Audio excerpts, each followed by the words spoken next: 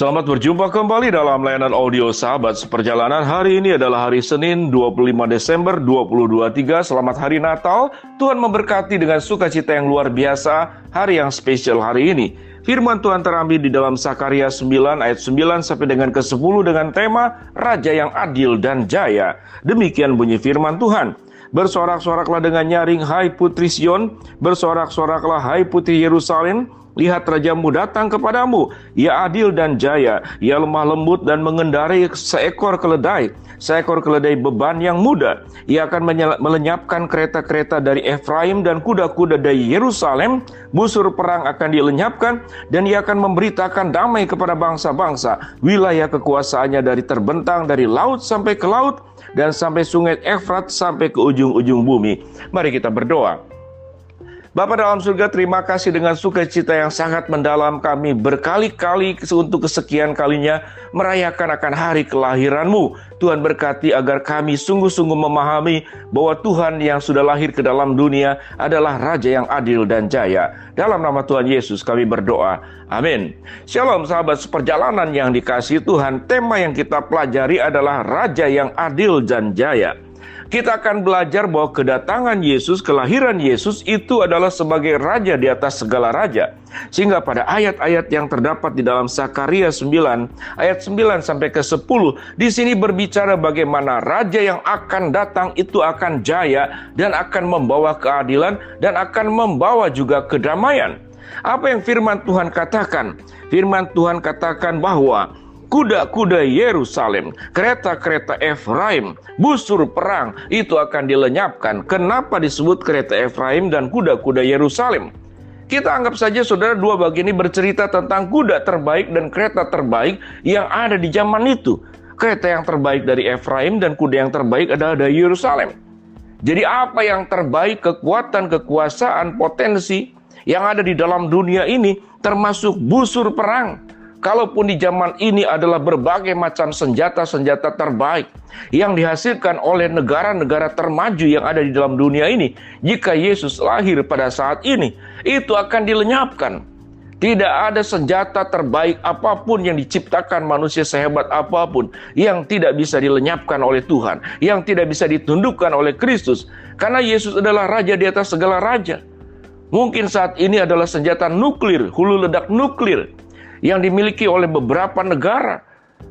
Yang kita tahu dengan jelas Amerika memiliki, kemudian China memiliki, kemudian negara-negara Eropa beberapa memiliki, Rusia memiliki, bahkan Jepang juga memiliki, Korea Utara memiliki. Mereka semua punya kekuatan-kekuatan dahsyat luar biasa yang tidak semua negara itu memiliki. Di dalam kondisi ini tentu negara-negara dalam kekuatan yang sangat lemah dan biasa saja akan sangat menakutkan berhadapan dengan kekuasaan yang ada di dalam dunia ini. Dengan kereta yang dikatakan itu yang berasal daripada Efraim, kuda-kuda dari Yerusalem, dan busur-busur perang yang terbaik, itu catatan dalam Alkitab. Firman Tuhan berkata, itu akan dilenyapkan. Siapa yang datang? Yaitu Raja-Mu akan datang yang adil, jaya, lemah lembut dengan mengendarai keledai. Hai putri Sion, hai putri Yerusalem, bersorak-sorai-lah. Mengapa disebut putri? Tentu inilah bagian daripada wanita-wanita. Kita tahu dengan jelas di dalam proses peperangan, di dalam proses ketidakamanan, maka korban yang terbanyak adalah anak-anak dan wanita yang kita tahu dengan jelas. Mereka adalah orang-orang lemah yang muda sekali dalam kondisi tekanan fisik, mereka menjadi korban. Dan berita itu disampaikan, Putri Yerusalem, Putri Sion, itu mewakili tentang orang-orang yang di dalam kondisi terjepit, kondisi terancam, yang bisa dimusnahkan dalam waktu sesaat oleh kekuatan-kekuatan besar. Lalu manusia ingin menonjolkan diri, ingin menganggap dirinya sebagai orang-orang yang hebat. Saudara mungkin menganggap bahwa saya itu punya kereta Efraim, saya punya kuda-kuda Yerusalem, dan saya punya busur perang yang terbaik. Tetapi Raja di atas segala raja itu akan datang dan melenyapkan semuanya. Lalu apa yang diubah setelah dilenyapkan semuanya itu? Firman Tuhan katakan, aku datang untuk memberitakan berita damai buat bangsa-bangsa. Dari mana wilayah kekuasaannya Tuhan? Kristus sebagai Raja di atas segala raja. Firman Tuhan berkata, wilayah kekuasaannya dari laut sampai ke laut dan sampai ke ujung bumi. Catatan yang luar biasa. Di mana wilayah kekuasaannya? Dari laut sampai ke laut dan sampai ke ujung bumi. Itu yang dicatat di dalam Alkitab. Sehingga kalau kita menyambut kelahiran Tuhan Yesus, tidak hanya berbicara tentang bayi yang lemah, bayi yang tidak berdaya, tetapi yang lahir itu adalah Allah yang datang menjadi manusia. Yang firman Tuhan katakan, Dia, Kristus Yesus adalah Raja yang adil dan jaya. Ada dua kata yang menarik, Raja yang adil dan jaya.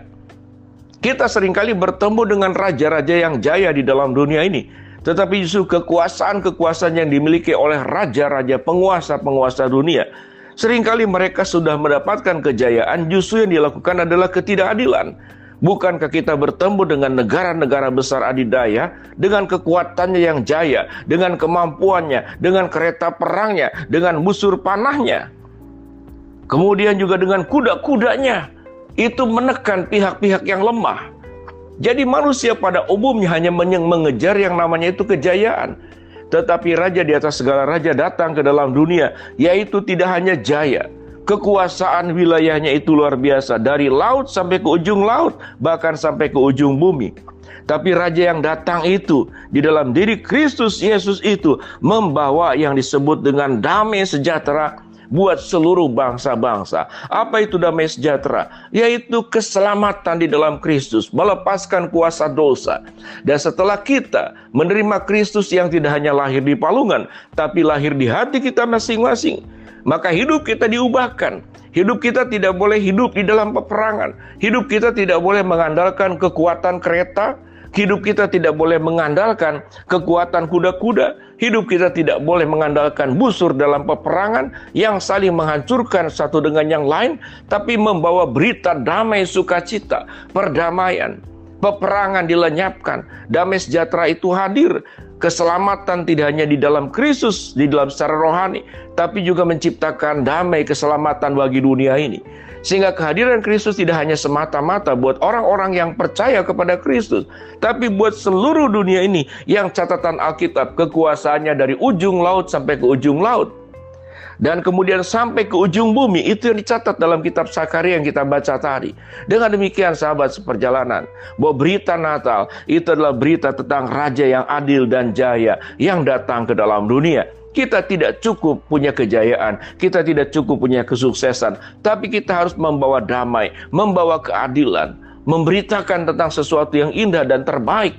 Tidak hanya keselamatan secara rohani, tapi keselamatan dari kemiskinan, keselamatan dari kebodohan, keselamatan dari pertengkaran, dari keributan, hiruk pikuk, dan juga peperangan yang ada di dalam dunia ini. Kita harus hentikan. Damai Kristus tidak hanya untuk orang-orang percaya, tapi juga buat dunia. Dan kita dipanggil sebagai orang-orang tangan-tangan Tuhan, utusan-utusan Tuhan, perpanjangan tangan Tuhan untuk memberitakan damai ini kepada dunia. Kita menjadi alat di dalam suasana Natal ini untuk menyampaikan kabar sukacita, damai sejahtera, kabar kerukunan, kabar keindahan ke seluruh dunia ini. Kita bersyukur untuk Raja yang adil dan jaya yang lahir untuk kita semua.